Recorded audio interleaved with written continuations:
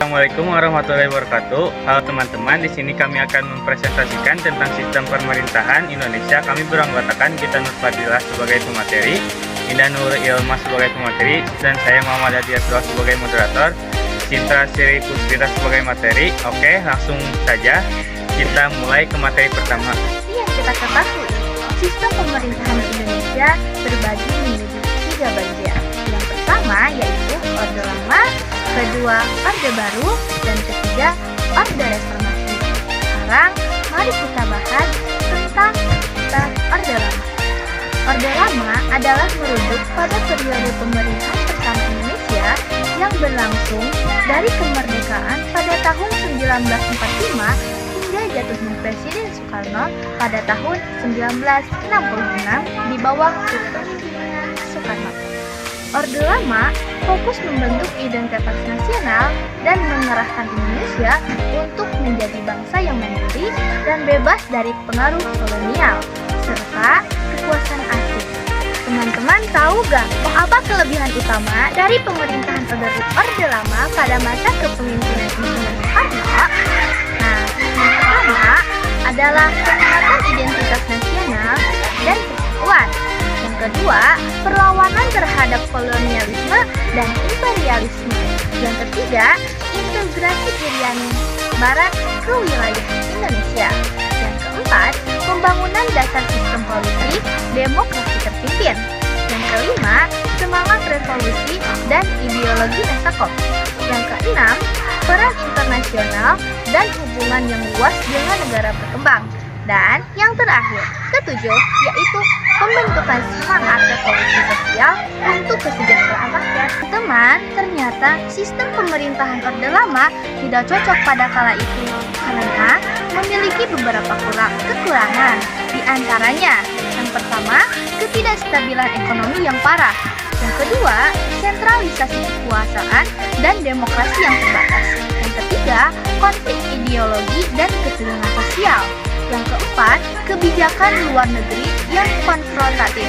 Yang kelima, minimnya fokus pada pembangunan infrastruktur. Yang keenam, ketergantungan pada dukungan militer yang tidak stabil. Yang ketujuh, kurangnya pengelolaan keuangan yang baik. Dan yang terakhir, yang kedelapan, yaitu aksi revolusioner yang merugikan stabilitas nasional. Yang selanjutnya yaitu Orde Baru. Orde Baru sering kali disingkat dengan Orba, adalah sebutan bagi masa pemerintahan Presiden kedua Indonesia yaitu Soeharto yang menggantikan Orde Lama Presiden sebelumnya yaitu Soekarno. Lahirnya Orde Baru diawali dengan dikeluarkannya surat perintah pada 1966.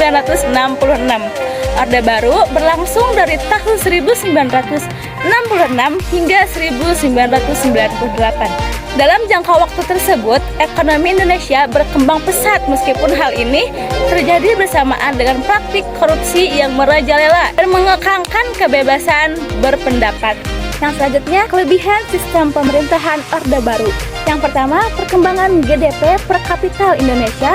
Yang kedua, sukses transmigrasi, sukses KB, sukses memerangi buta huruf, sukses swasembada pangan, pengangguran minimum, sukses repelita atau rencana pembangunan 5 tahun, sukses gerakan wajib belajar, sukses gerakan nasional orang tua asuh, sukses keamanan dalam negeri, investor asing mau menanamkan modal di Indonesia, dan yang terakhir sukses menumbuhkan rasa nasionalisme dan cinta produk dalam negeri. Yang selanjutnya, kekurangan sistem pemerintahan Orde Baru. Yang pertama, korupsi, kolusi, nepotisme atau KKN merajalela. Yang kedua, pembangunan tidak merata menyebabkan kesenjangan pusat daerah. Yang ketiga, ketidakpuasan daerah Aceh dan Papua akibat kesenjangan pembangunan. Yang keempat, sukses sosial antara penduduk lokal dan transmigran karena tunjangan pemerintah. Yang kelima, kesenjangan sosial semakin lebar antara si kaya dan si miskin. Yang keenam, pelanggaran HAM terutama terhadap masyarakat Tionghoa. Yang ketujuh, pembungkaman kritik dan oposisi serta kebebasan pers terbatas. Yang kedelapan, kekerasan digunakan untuk keamanan termasuk penembakan misterius. Yang ke-9, tidak ada rencana suksesi menyebabkan ketidakpastian kepemimpinan. Yang ke-10, birokrasi memburuk akibat budaya asal bapak senang. Dan yang terakhir, ekonomi dikuasai swasta, lebih dari 70% aset negara dipegang pihak swasta.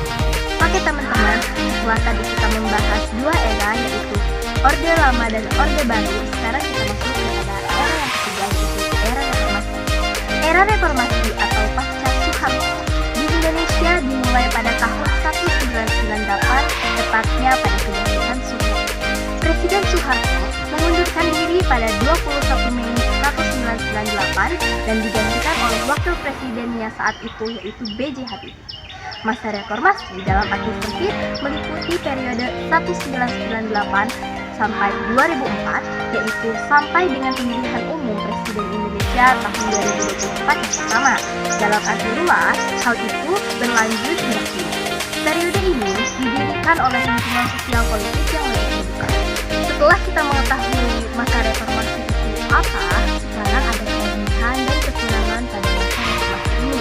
Yang pertama kelebihan, yaitu ada kebebasan berbicara dan menyampaikan pendapat, pelaksanaan pemilihan umum, keanekaragaman partai, politik perlindungan hak asasi manusia, dan transpirasi dan akun pemerintah.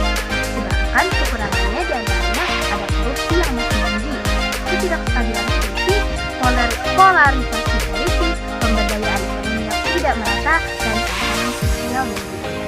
Oke teman-teman, tahu nggak sih setelah kita tadi membahas 3 era, ya dimulai dari era Orde Lama, terus Orde Baru, sampai era reformasi, mana sih yang paling bagus untuk sistem pemerintahan Indonesia saat ini akan dilanjutkan di slide selanjutnya. Oke, kesimpulannya adalah Indonesia mengalami 3 sistem pemerintahan utama, yaitu yang pertama Orde Lama yang tidak stabil, lalu yang kedua Orde Baru yang stabil tapi mengekang demokrasi, dan yang terakhir reformasi yang lebih seimbang dan demokratis. Sistem reformasi dianggap paling cocok karena menjaga stabilitas dan kebebasan meski masih menghadapi tantangan seperti korupsi dan politik uang.